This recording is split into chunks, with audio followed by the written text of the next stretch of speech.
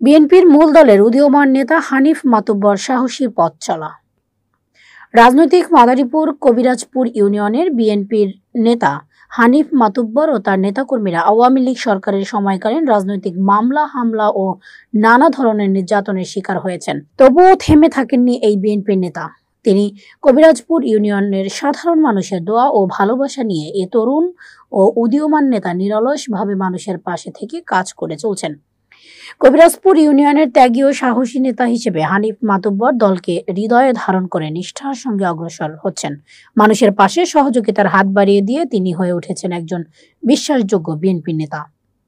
কবিরাজপুর ইউনিয়নের এলাকাবাসী চায় জাতীয়তাবাদী দল বিএনপি মূল দলের কবিরাজপুর ইউনিয়নের সাংগঠনিক সম্পাদক পদে দেখতে চায় বিএনপির নেতা হানিফ মাতুব্বরকে।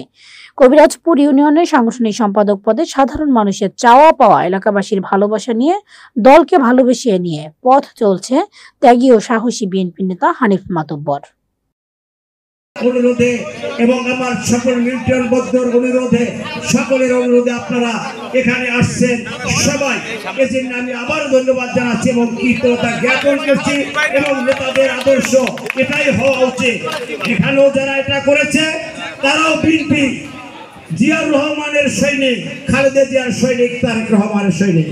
ওখানে যারা করেছিলেন তারাও জিয়াউর রহমানের সৈনিক।